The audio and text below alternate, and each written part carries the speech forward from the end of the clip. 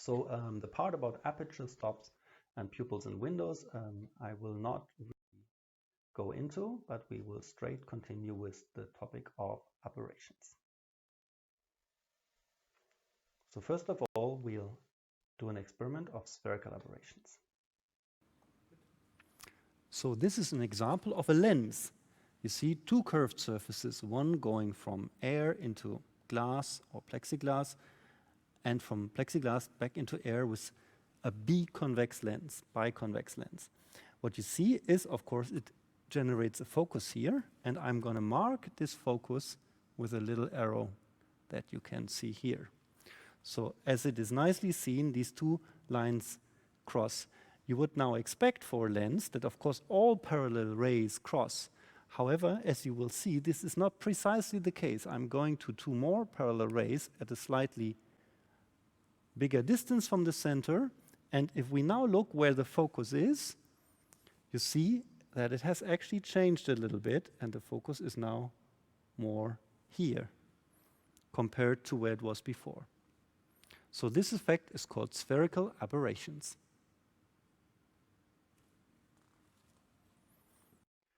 To recap this experiment on spherical aberrations, what happened? Well, in the middle, the beams that are close to the optical axis, they focus in one point, and beams that are far from the optical axis, they actually focus in a different point, as you can see here. Well, is this just sort of a bad quality lens? No, in fact, it's actually, if you have spherical lenses, then this is almost inevitable, this effect. So to have a perfect focus, one can calculate that you would actually need aspherical lenses, so lenses that do not follow a perfect sphere, and then they focus in the right point. However, if you do that, you will have other problems, for example, the off-axis performance and so on. So you have this sort of range of different focal positions depending on how far from the axis is, and of course that is more of a problem the bigger the numerical aperture gets. On the other hand, you can also use that as a benefit because it gives you somewhat a type of out of focus performance. You have a longer sort of focal range, even though the focus quality, of course, is way worse. So you can use it for extended focus imaging. So you have stronger refraction of rays that are closer to the edge of the lens. Well, you need non-spherical lens shapes, or in other words, aspherical lenses, aspherical lenses to actually correct for this effect. So, however, there's some tricks. Sometimes you're working with plano-convex lenses, and one of the things is that you're tempted to actually use it in the wrong way around. So when you have a situation that a collimated, i.e. parallel beam, needs to be focused, this would be the wrong way of how to put the lenses, and you're much better off if you're actually putting it like this. So what is the rule of thumb here? The rule of thumb is in every single surface, try to get the least bending, basically, beam bending. So here you would have no beam bending in the first surface. That's fantastic. However, the second one would cause a crazy amount of this, whereas here you're distributing sort of the change of angle over the two surfaces, and that leads to a much better performance in this case. So that's a general rule of thumb. So remember, the plane surface always points towards the focus. And in fact, you see that if you look at a microscope objective, it has usually a planar side of the front lens directed towards the focus of the objective, so the focal plane. So distribution of the refractive power onto both surfaces is much better than having one of the two surfaces do the whole job, basically. So another effect is Coma, and you get that, for example, when you're imaging far off axis, or also if you have a tilted lens that is not aligned perpendicular to the focus. How does it look like? Well, this is this typical shape of Coma, and because it has a little bit of a comet tail appearance. That's why it is called coma, like the coma of a comet. So what's the reason? Well, it's the asymmetric propagation of rays, has often to do with the positioning of aperture stops in optical systems or tilted lenses, like I explained. So correction is either you align the tilt of the lens to be perpendicular to your plane of focus, or you have to fulfill Abbe sign condition in your system. As you can see here, another reason for seeing coma in your images is if one of the aperture stops is placed asymmetrically. So this leads to an asymmetric propagation of rays due to these aperture stops, or of course, like we said before, tilted lenses can also be a reason for seeing coma. How do you correct it? Well, make sure that the lens is perpendicular to the optical axis and that you're fulfilling Abbe's sign condition. Yet another very important aberration is astigmatism. This is in fact an aberration that is also often seen in human vision. So many eyes have astigmatism. What does it mean? Well, in simple terms, it means that you don't have a round lens, but you have a lens that has different refractive power according to the different directions. So it has sort of an elliptical performance. So basically it focuses the meridional beams in one focus, whereas the sagittal beams are focused in another position. So basically the X orientation has a different focus than the Y orientation. So you can sort of imagine this like being a combination of two cylinder lenses with different focal strength.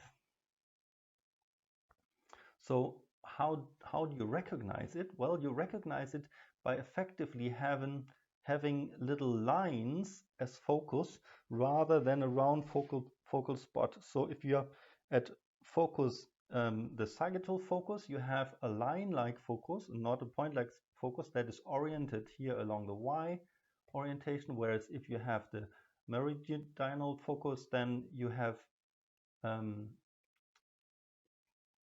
X-oriented line as a focus, and in between you get sort of a slightly star-shaped appearance. So in this position in green, you have a bad quality focus that has slightly a star appearance. So what is the reason? Well, oblique incidence of rail bundles can be the reason for this. So therefore you often have a field-dependent effect. You see that very often in sort of bad quality microscopes, that in the middle the quality is rather good, but around the edges of your field of view you get this line-like appearance of the focus, and that they are sort of oriented azimuthally around the center or radially depending on where you focus, and that's a typical sign of astigmatism, very easy to note. So you see here again such a drawing that shows you that it has sort of different refractive powers along the X and Y orientation. So how do you correct it? Well, you can combine different lenses, for example, and also use cylinder lenses, and you can also make sure that the aperture stops are in good positions and well aligned. And if you have such a system, it's called an anastigmat, which means it doesn't have astigmatism. So here you see a very extreme sign of astigmatism, which is simply a single cylinder lens, in which case you would get a very long focal line rather than a focal point from a point source. So as you see here, called the image line. So now we move on to different types of aberrations that are actually all summarized in something that's called sidal aberrations. And here you see what is called the curvature of field. So that means such a lens system does not really behave like an ideal lens that should image a plane to a plane, but actually in reality very often you see this effect that points on this plane that are off axis, that are not on the optical axis, they actually image to a curved surface, like you see here. And so this effect is called curvature of field. And actually, if you look for sort of what makes microscope objectives expensive, then a big part of that is to correct for this and have a very flat field imaging system. So this is called an aplanatic system. So an aplanatic objective is a lot more expensive than just an objective that has curvature of field. So that can make the difference between, let's say, a Chinese objective for 50 euro and a Chinese objective for 5,000 euro. Here you see an example of how field curvature, Petzval field curvature, looks like in the image. So you see that this image is nicely focused and sharp in the middle, whereas it is blurry at the edges. If you now focus to a different position, you can get it sharp at the edges, but blurry in the middle. So that's a typical sign of this effect, that the Petzval surface is sort of curved rather than being flat like in an aplanatic system. Well, can we do anything about it?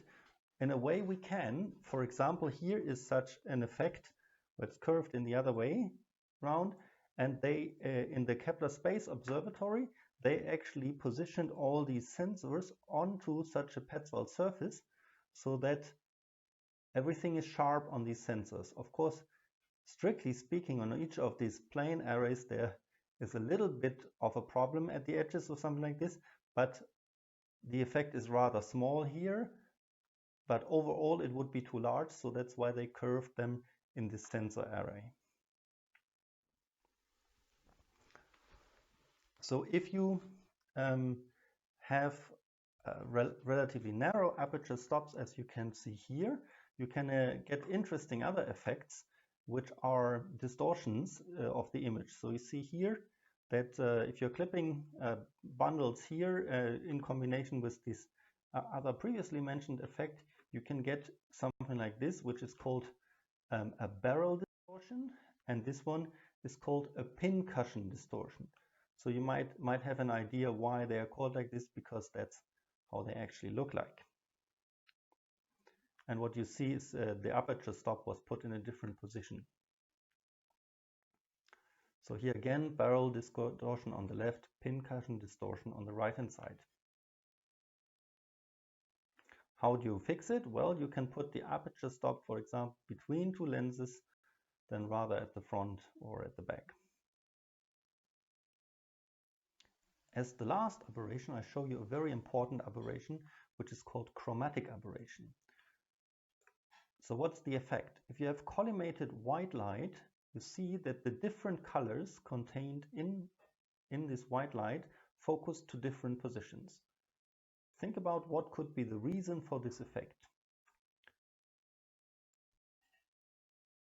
Of course, the reason is that the material that this lens is made of actually has different properties for the different wavelengths. In other words, the refractive index is dependent on the color or the frequency of the light.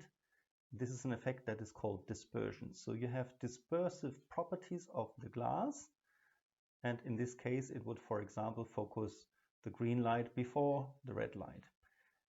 You can also have materials that do it the other way around, and then the trick is to design objectives that are made out of several of these materials such that they compensate each other, so that at least for a number of colors you get them all in the same focal position, and then you have what is called an achromatic system. And in fact, this is so much standard that the better quality lenses, just singlet lenses, well, are actually not singlets, but they are doublets. So that means they are made out of two materials and basically have three optical surfaces and two materials, such that for at least a range of colors they pretty much focus to the same position. So that's called an achromatic lens. So finally, we're going to deal with a few optical instruments and see how they perform in focusing. So this is an overview of the different instruments. We have perfect imaging system to start with. Then we have the eye, a magnifier, a microscope, a telescope, and a camera. I now want you to look at an experiment which is what I would call a perfect imaging system. It actually consists only of two curved mirrors, as you will see, but it's quite an amazing effect of how it can actually perform imaging. Let's see for yourself.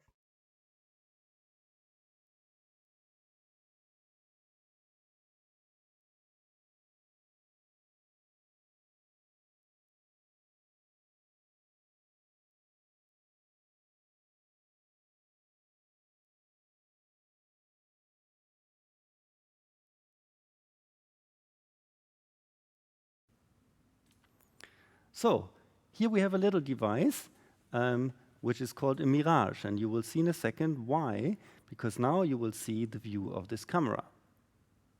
So what you see is on top of this little device, there seems to be a nice little fluffy ball. But look what happens if I put my finger into the ball now.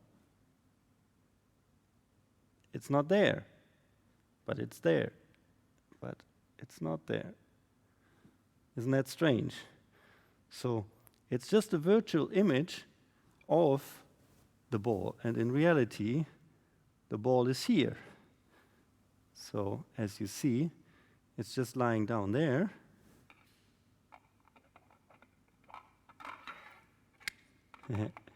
Experimental physics. And here you see it again. And if we now look for the side view of the camera, you see that in reality, it's not there, it's really just lying on the bottom. So we will see what the ray diagram, how the ray diagram looks like of this mirage. So if we look at the detail, how the imaging works, you see that a point here gets reflected twice and then forms an image point here. And now the cool thing is that this really works in 3 dimensions here with a magnification of 1. And for the experts, so this system is capable of fulfilling 2 conditions at the same time. It's fulfilling the Abbe sign condition and the Herschel condition, and this way it is able to generate what you can call a perfect image of the pig here. And of course of its mirror image down here as well. And this is only possible because the overall magnification is 1, and it's imaging in air here. So it's imaged by 2 parabolic mirrors, as you've seen in the experiment. As the next imaging system, we are going to treat the eye here. And you see here, this is sort of a schematic overview of how the eye looks like. Of course, the most important point is the sensor, which is the retina. And if you remember what we've discussed about curvature of field and the Petzval sphere, you see here that the retina is indeed curved. So in a way, that's sort of better than most image sensors that have ever been built by humans. You have a curved surface here onto which we image. So then you have a certain range that's fairly small, and this is the region of sharp imaging. So this is where your rods and cones are, or actually mostly in this case the cone cells, which are responsible for the color imaging, and here you get the best resolution and color imaging, and this is what you actually use every day. However, there's a larger range of around here where you can sense black and white via the rods, and this allows you to get very, very night sensitive vision, where you know this effect maybe that you're more sensitive if you're not directly looking at it. So it's quite amazing to know that in reality, out of your perceived field of view, there's really only a very small part that you see sharp, and the rest is sort of is actually mostly black and white imaging, which we just fill in with color here. So the actual imaging system that does do the imaging here is formed by the cornea and the lens. And you have to imagine that Most of the job is done by the cornea because it has the strong refractive index difference between 1.0 out here and then something, well, if it was the water, it would be 1.3. So you're probably not too far off here with the cornea. So this is doing the most of the refraction of the light. And then there's this lens, which supposedly has a slightly higher refractive index than the Ritchie's chamber. And so it is another lens. And the cool thing here is that there's muscles that can deform the lens, and that allows you to focus either very far away to the clouds or to something that is only, let's say, 20 centimeters away from you. So this is done by the muscles here.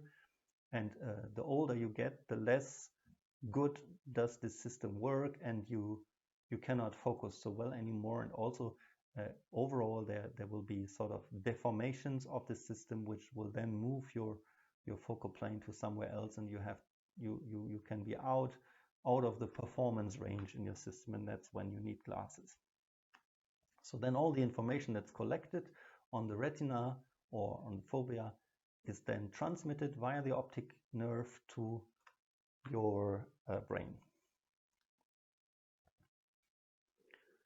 Right, of course, you have also the iris, which is interestingly adjustable, so that when it's very bright, it gets a very small area here, and when it's very large, it's much more sensitive for imaging in the dark. Interestingly, your performance is really only good with a small iris, and typically for everybody pretty much, if you open up the iris in the night, then the quality of the focus really goes down. And I remember that some of my colleagues in Heidelberg, they actually sort of build on that by performing LASIK on the eye, and thinking this was some job by the army, that they wanted to make the imaging performance, night vision better. In a way, you can say superhuman night vision, because even somebody with relatively good vision, you can still improve it for the big aperture if you basically correct it.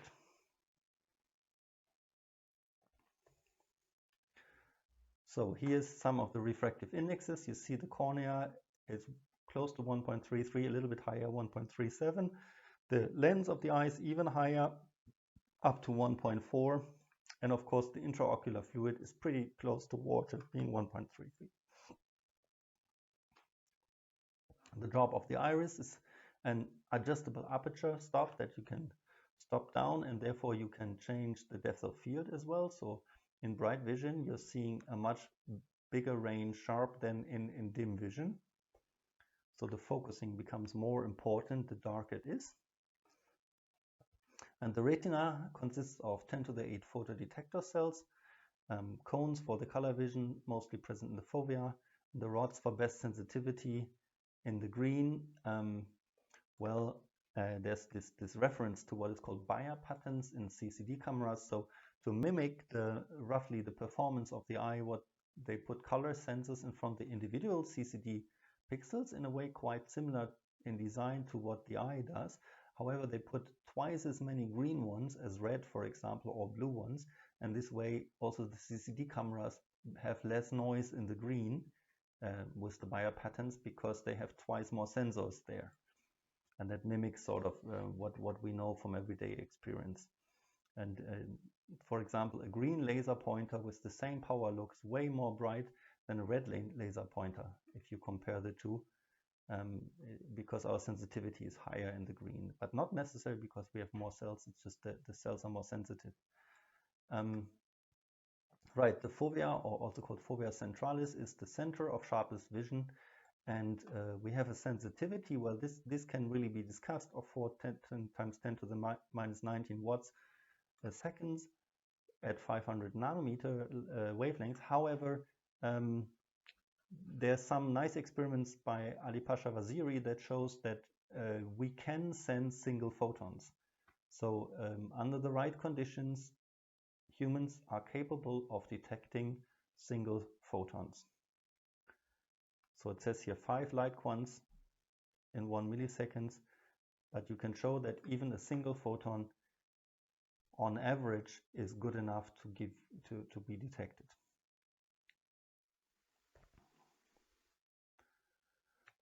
So, well, the curvature of fields is mostly taken care of by the curvature of the retina. The spherical aberrations are taken care of by an aspherical design of the cornea and the lens, and the distortion is, as I indicated, taken care of by the iris. At bright light conditions, you get really sharp vision. At low light, you might have a problem there. Well, and then that is an amazing thing. Our brain is capable to do a lot of image processing, and even if our vision is pretty bad already, the brain can sort of compensate by what it has learned. We can still read the text, even though we can't actually see it anymore that well. We have trained our brain to do so.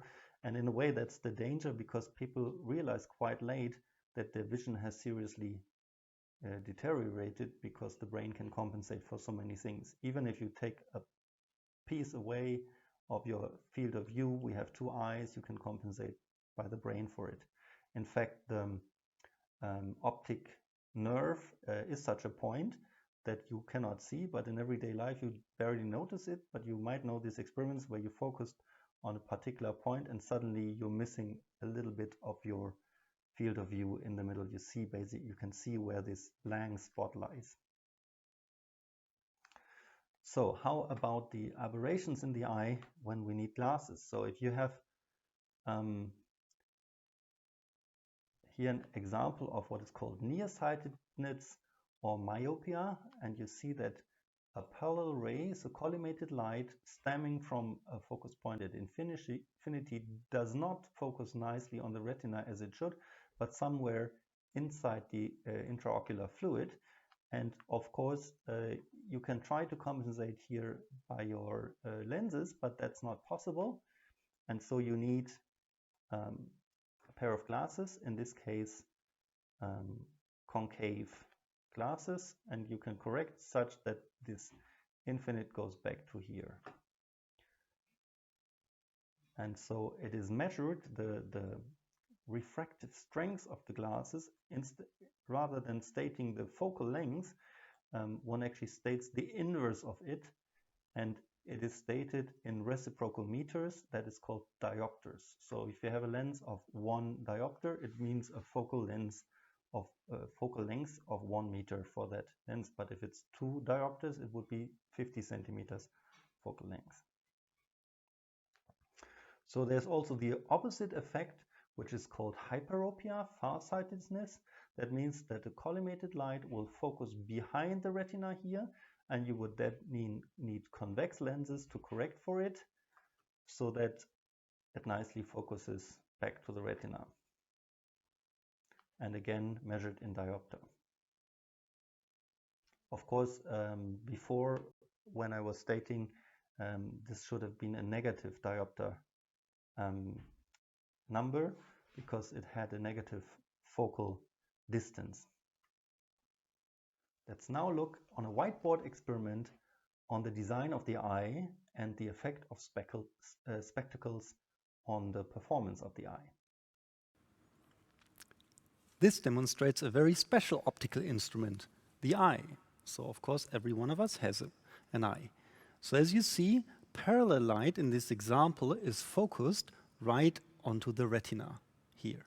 So that's why we can see things that are far away sharp if the eye is adapted to this configuration. But some people have a shortcoming. For example, as I show now here, they have a lens with a higher curvature, or in this case, the cornea might have a higher curvature, and you see that it now doesn't focus anymore on the retina, but it does focus somewhere here. So this condition is called myopia or short-sightedness or nearsightedness. What can you do? Well, you can correct this shortcoming by a pair of glasses. So if you put this divergent lens a concave lens into it, you can see that you can correct it in such a way that the total system of the pair of glasses as well as the lens of the eye focus back to where they should be, focusing at the retina. Of course, there's also a different condition. Instead of myopia, we now have hyperopia, and you see that such an eye focuses behind the retina. To correct it, you need a different pair of glasses. In this case, an ordinary biconvex lens can serve as glasses that correct everything back so that we focus at the retina.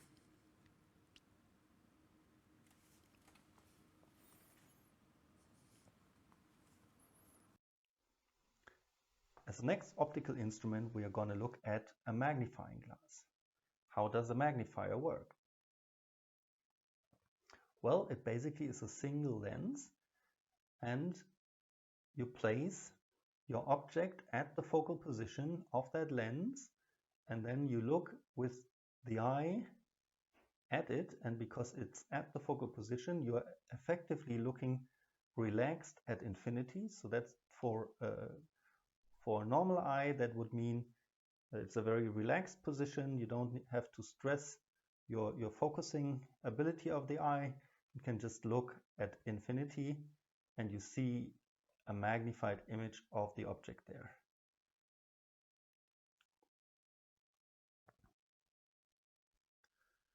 So a virtual image at infinity. If you then move the object a little bit closer, as it is shown here, then we can construct the image in the usual way. So parallel ray to the optical axis will go through the focus, and a diagonal ray through the middle of the lens will be straight.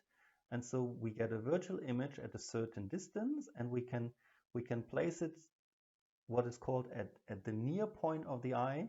So by varying the distance to the object, so that means that is the point where we can still focus the eye. So it depends on your age, but something on the range between 20 and 30 centimeters. And then we can still, in that range, basically focus this. So that means our magnifying glass has a relatively narrow range where we have to put the object so that we can still sharply see it with some effort with our eyes. And it gets you a virtual and upright image here.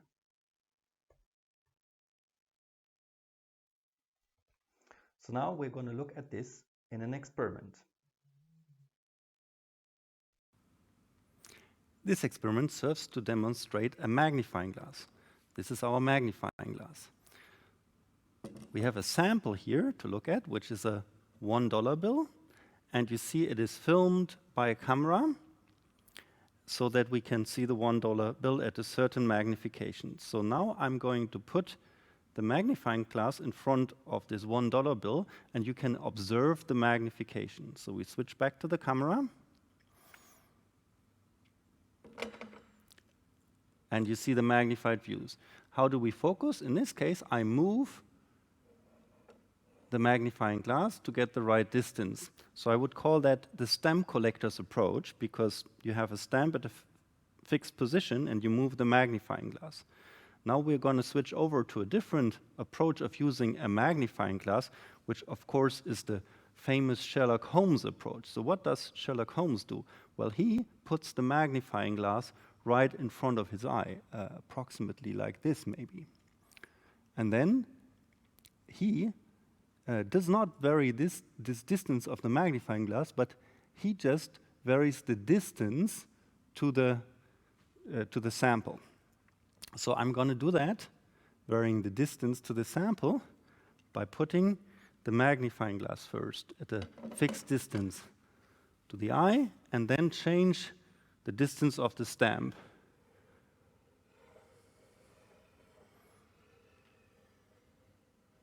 And you see how the sample is in focus about now.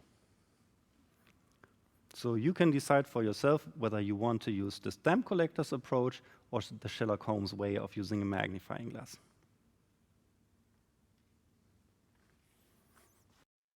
if we want better quality imaging of small objects, then we have to go from the magnifier to the microscope, which I'm going to show you now. So in the microscope, we have a two-part system. The first part is called the objective, and the second part is called the eyepiece, or also called the ocular. So how does it work? Well, in a microscope, you can put the object at a particular position here so that its image falls onto what is called the primary image plane, as it is shown here. So this part really is in a way very similar to a magnifying glass, except that it's slightly used differently in that the object is before the focal plane here and it forms a real image here. Now we have this image plane, and of course we could just put a camera here. But since we often want to look at this with our eye, what we need to do is we need to put this ocular here as a second magnifying glass to further magnify our image. So the primary image plane gets transformed into an image at infinity, like the magnifying glass would do, and then we can see a magnified version, or it can also be not at infinity, to image to the near point here.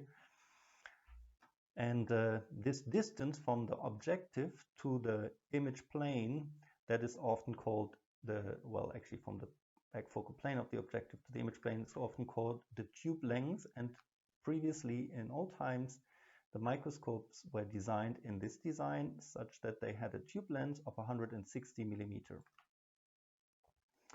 However, modern designs are slightly different. They actually already image to infinity here, as I will show you.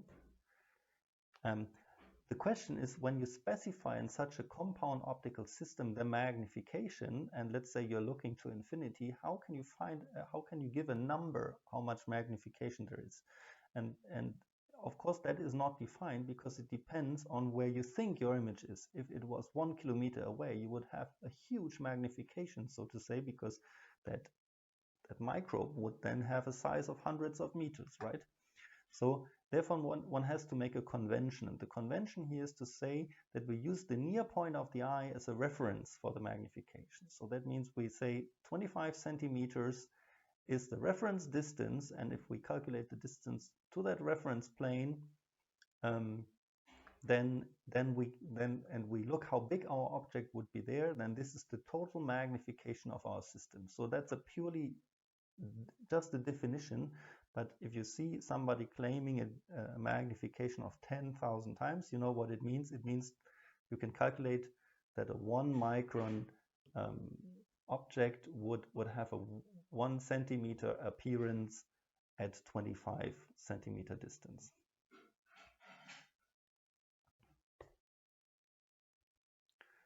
So again, in terms of image, what we get here is a primary image. The primary image plane would be real and flipped, and we would get a virtual image for the final image. So a new design microscope looks like this. It has one more lens, which is called the tube lens, to form the primary image. So what you see is now we place our object directly in the focal plane of the front focal plane of the objective, and then we construct the image like this, and we would image to infinity, as you see here. So there would be no primary image formed. However, with the help of the tube lens, we can form that primary image plane. And there now something interesting happened, because all the microscope manufacturers have decided that they use a different focal length of this tube length. Yeah, so the tube lens focal length differs for the manufacturers, and you see some of them, well, there's Nikon and Leica that have 200 millimeter, whereas Olympus and Zeiss have different focal lengths of 164.5 and 180 millimeters and so on. So that doesn't really hurt the optical performance. However, and in principle, you can also combine an objective of Zeiss with a tube lens of Leica, with some disadvantages in terms of chromatic aberrations and so on, because they sometimes distribute the the aberration corrections between the two systems. However, if we ignore that, it would work. But the problem is that if it states, the objective states it is, for example, a 60x objective, then that only holds if you stick to your manufacturer. So if you go to a different manufacturer, then the tube lens has different focal length, and then the foremost 60x would become something like a 45x or something like this. So it really depends on this, yeah. And you have to really know this, because if you do such a thing, you take, for example, Nikon objective and stick it in an Olympus microscope. Both of them have, I think, all the corrections taken care of in the objective, and you basically just need an achromat to deal with the imaging. But then, because they have these different focal lengths here, you will be surprised that your magnification is not what you think it is. And of course, we have a primary image plane here where we can put a CCD camera or CMOS camera or whatever for imaging, but we can also put an eyepiece and an eye as a detector. And yeah, that is again the old design of the ocular, just looking at the primary image plane, and then these eyepieces are also sort of labeled with another 10x or 20x eyepiece for giving you extra magnification in that sense. And actually eyepieces have an interesting optical design, because they try to place they generate a virtual aperture, a pupil that sits at the entrance. The exit pupil sits right at the eye, which is called the Ramsden disc. So you're placing your eye such that you are encompassing this exit pupil to get a full-sized image there. So here you see the rest of the beam path towards your eye, and then imaging. Well, if you look at the magnification, it is imaging at a virtual distance of 25 centimeters. The most relaxed viewing you definitely get if you focus to infinity with your eye. But the magnification still is specified for 25 centimeters. So you can say the tube length here if you compare to the old, is infinity, and that is in fact what is written on the objectives, as you will see. So that's the virtual image that is finally formed. So again, we have a primary image that's real and flipped in this design, and the magnification now is interestingly given as the focal length of this tube length focal length divided by the focal length of the objective. And of course, if you know that this is a 20x objective, it means in this case that it will magnify this arrow 20-fold to become this arrow for that microscope manufacturer. And if you then know, for example, this was a Leica tube lens and objective, then you can simply calculate the focal length of the objective, which is usually not stated, by dividing this by dividing the tube length focal length by the magnification. Let's now look at a little demo of a microscope optical setup. If a magnifying glass cannot show you what you want to see, then you of course need to build a different instrument. So this will be a microscope now consisting of two lenses, an objective and an ocular. So let's look at our sample again, the $1 bill, and you see the magnification, how it is now. And with the microscope, we will now zoom in to one part of it. And I do that by putting the ocular in front of the eye, i.e. the camera here, and then the lens here. And then we have to adjust the focus by moving the objective in this case. And you see a very much magnified version of that $1 bill. So I take them out again. You can see, for comparison, the original again. And you see we were somewhere here in a magnified view. Okay, so now you've learned how a microscope functions. It has an objective and an ocular.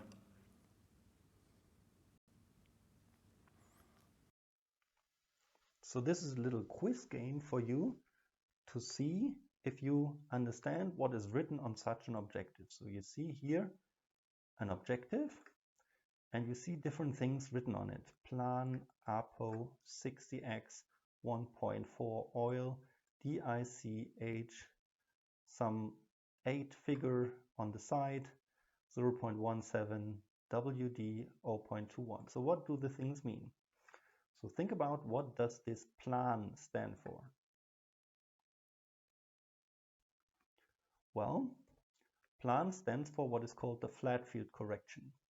So that means it is trying to compensate for this effect of the Petzval field curvature, and it is trying to image a plane to a plane. So that means that you're trying to fulfill what is called Abbe sign condition very well in this system. So then you see here the 60x, of course, is the net lateral magnification, but what does the 1.4 oil stand for? Well, the 1.4 is the numerical aperture. So that is the refractive index of the oil times the sine of the opening angle, the half angle of the objective. So that's a very important figure of merit that tells you how good that objective is. The bigger this number, the better the performance. And if you didn't have oil for embedding your sample in here, but just air, then the maximum would be 1.0, which would be if you're able to capture all the angles in all sides. However, if you can't do that, then you can of course get only less than 1. Here, oil has a refractive index of 1.52, and 1.4 is pretty close to it, so that means it's a pretty good quality objective already. So what does the oil stand for here? Well, I gave it away already. That's called the immersion medium, and remember that means that you have to place oil between your objective lens and the cover slip, and also between the cover slip and the sample, or at least you should put something there that has a refractive index that is very similar to oil, in this case to 1.52. So then the DIC stands for special optical properties, so it's a high quality strain-free objective or something like this. And then there's this 8 here. Some of you might already know what that means. Well, it's an infinity sign. And remember, I taught you before that the newer designs are imaging to infinity, and that's indicated here. In the old design, it would say 160, which stands for 160 millimeter tube length. Now the tube length is infinity. So there we go, tube length. But then what does this 0.17 mean? Do you know it? Well, it's also in millimeter, but what could it mean? 0.17 millimeters. It's actually the expected thickness of the cover slip that you're supposed to use, because cover slip is made out of glass. It's a different material than the embedding material oil.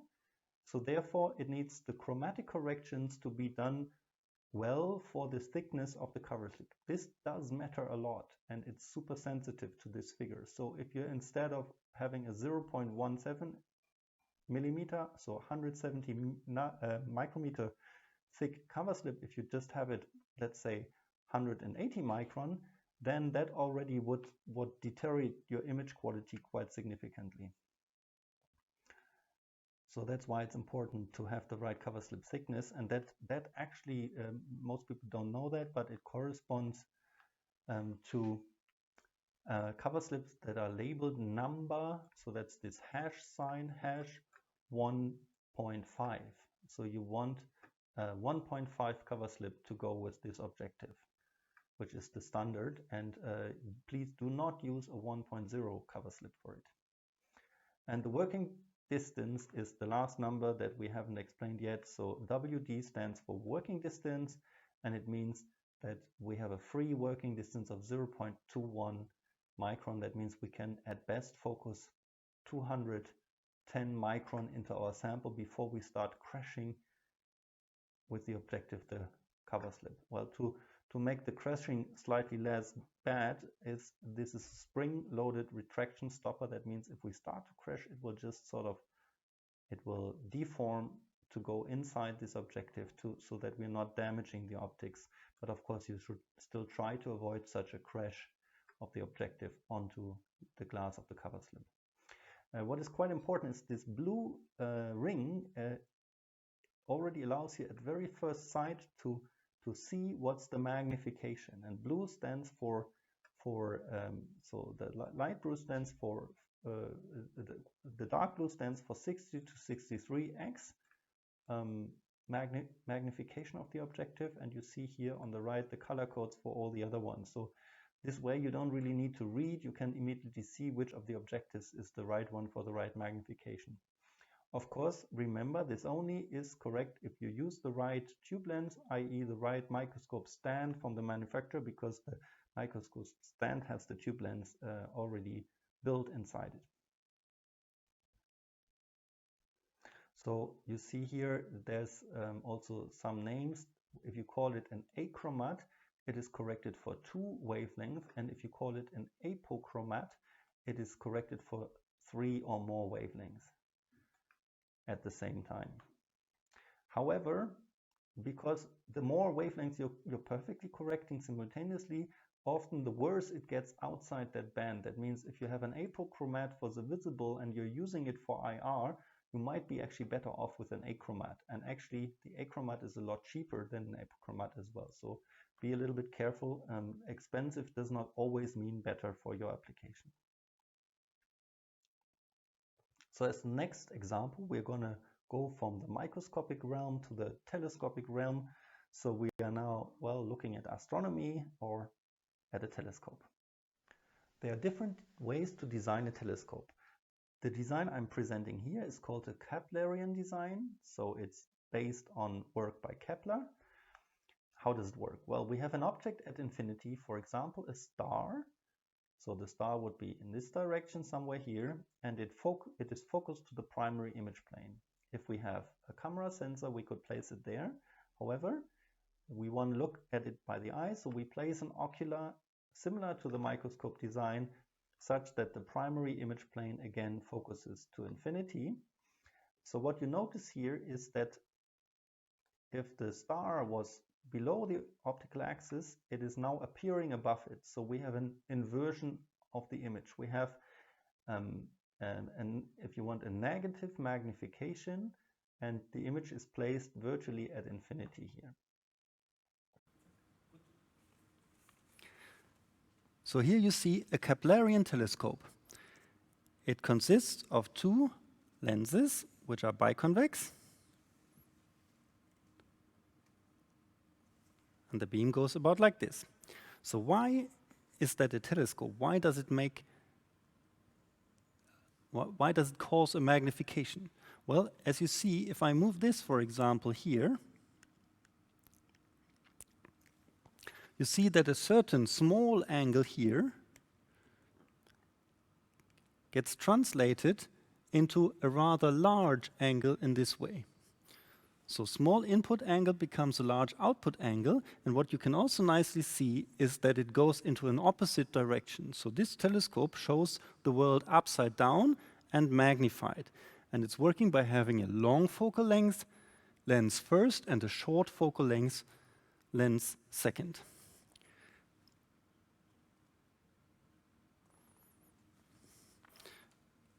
Genau, und jetzt zeigen wir das andere Teleskop als zweites, dann kann man das hinterher zusammen.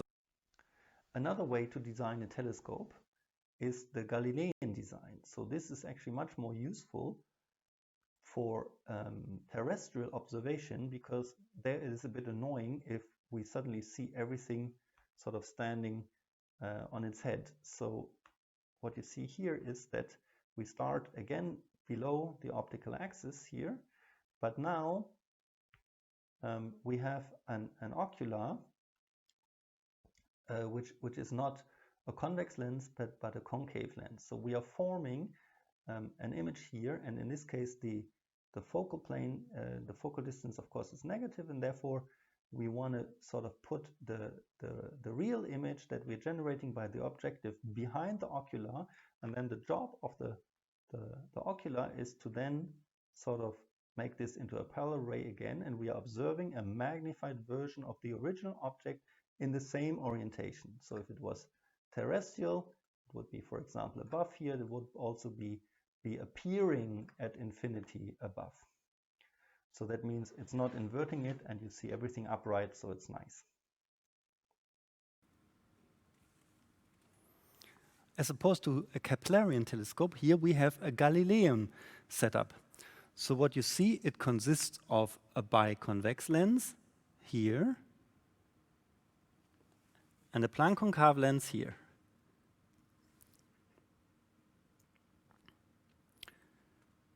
So you see that distant beams get transformed into more closely spaced beams, and as a result, it has also a magnification. So you see that when I again tilt this a little bit, you can see that a relatively small angle becomes a larger angle this way. So this means we get a magnification. As opposed to the Keplerian system, here we have an upright image, because something here becomes magnified this way. So this is a good telescope for terrestrial observations, because you see everything upright, and that's a bit disturbing if you have the Earth pointing to the top and the sky pointing downwards, as in a Keplerian system. So this is upright.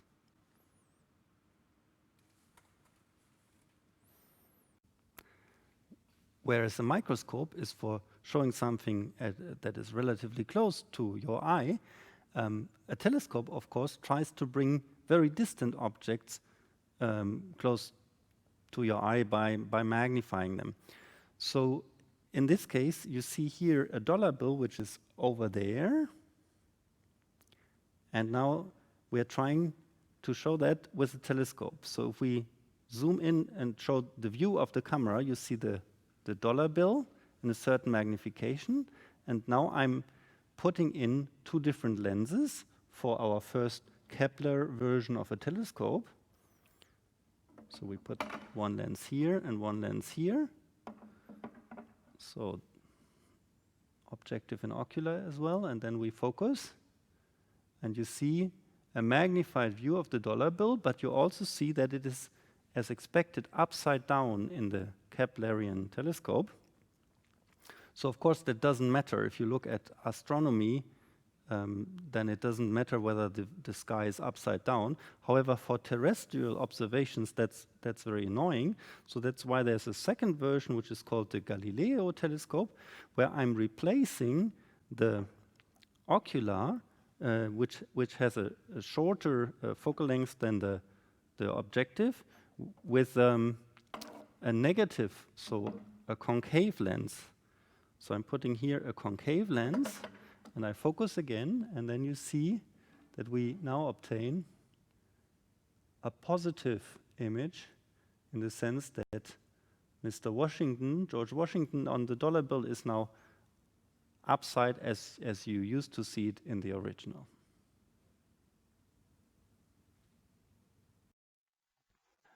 Well, there's yet another design called a terrestrial telescope. In this case, we have three lenses. So we have an objective that focuses to the primary image plane, and then we have one lens that focuses it again to a secondary image plane, which we then look at with the third lens. So here we have also an upright image at infinity with the magnification in this terrestrial telescope design. So the cool thing, if you have multiple lens systems, is you can then also make some interesting mechanics to basically have a variable magnification in your system. So of course, telescopes are also using mirrors, and so let's look at a reflection telescope. Well, what are the advantages of mirrors? We do not have refraction, but rather reflection, and reflection has the big advantage that there is no chromatic problem. This law of incidence angles equal to excidence angle is true for all wavelengths, and therefore we don't have a problem with different wavelengths, whereas we always have dispersion in optical materials and glasses. So And we can this way build larger apertures as well. Also, if you try to build lenses that are too big, they start to absorb too much, and they also start to deform because they become too heavy. Whereas these mirrors, you can make them on supports and make them rather large. So here, examples up to 10 meters. One design is this, what is called the Cassegrain telescope. So basically you have a primary mirror that focuses to some position here, but before you reach the focus, you have a second convex mirror that then focuses right to this little hole in the objective mirror where the image goes through. And so the nice thing is everything is sort of on axis, and then you have an ocular, of course, to look at the image, and that can give you rather nice and large magnification. Yet the design is very compact of such a Cassegrain system, so that's why people like to use it. As a final example of an optical system, we are looking at a camera. The most simple way to build a camera is a pinhole camera. How does it work? Well, you just take a shoebox, make a little hole in it, and put your sensor, for example, some photographic paper or the CCD camera or CMOS camera, at some distance from the pinhole. And depending on at what distance you put it, you will get a magnified inverted version of your object projected here simply by geometrical optics. Well, precisely speaking, that image is always a little bit fuzzy because of the size of the pinhole. But even if you make the pinhole small, eventually it will get sharper, and then it will get even fuzzier again because you're approaching the wavelength of the light, and the geometrical optical laws do not apply anymore here. So some ray that goes in here will not just continue this way, but start to spread all over the place because of diffraction. That will be the topic of the next lectures. But we will then also look at experiments that show you this performance of the camera obscura. It's really quite interesting to see that, because of course it doesn't have a frame rate like any other electronic camera would have, and it's quite amazing to see this. So if you go to Greenwich in London, you can actually see a huge camera obscura that does have a lens though, but it basically is a dark room where on a table you see what a projection of an image from the outside, quite nice and bright, and so you can see how the people are walking along there, but you see it on the table on the screen. Quite nice. Highly recommended. So if you want to work out how this really works, you of course have to look at the beam. Like in the circle of confusion here is defined by the size of the pinhole, and it depends then how big you make the pinhole. And so this drawing is sort of interesting because it is depicting sort of some old consideration that Ibn al-Haytham made already thousands of years ago. Well, I don't precisely know from when, but presumably in a time when not much was going on in Europe at this time. So how will the images in such a pinhole camera look like? When you're closing down the pinhole, starting with a big pinhole, everything is very blurry because the circle of confusion is too big. When you're closing down the pinhole, there's pretty much only straight beams from the object that can make it onto the camera. Therefore, the image becomes sharper and sharper and sharper, like shown here.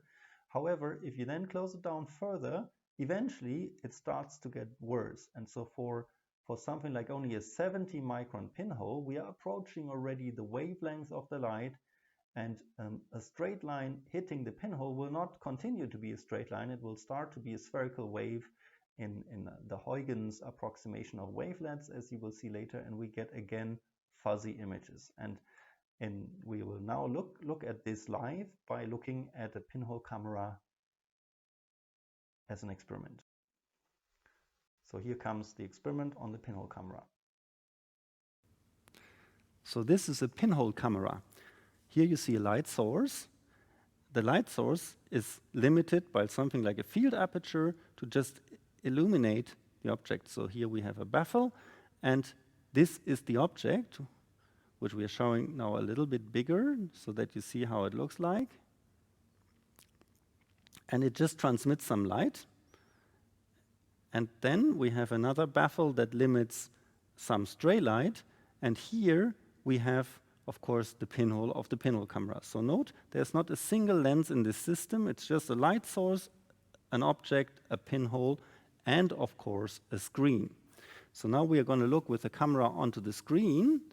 And on the top left of your image, you also see the pinhole here. And now I can modify the size of the pinhole, and you see how the image changes. So when I make the pinhole smaller and smaller and smaller, the image becomes sharper and sharper and sharper.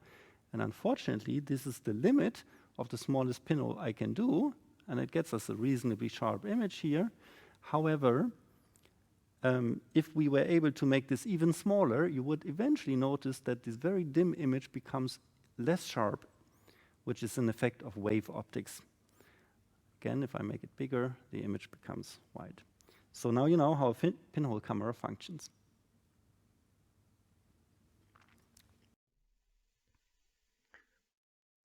So a real camera, of course, is not a pinhole camera, but it has lenses. Well, it can image a certain range with a certain amount of blur. And this allows us to define something that's called the depth of field. And you see here that if we do not have any apertures limiting the system, we have a rather shallow depth of field, which means we get a lot of confusion here, a lot of blurring, with even a small change in position of our object here. So if we have the image plane here, you see that we get blurred images here.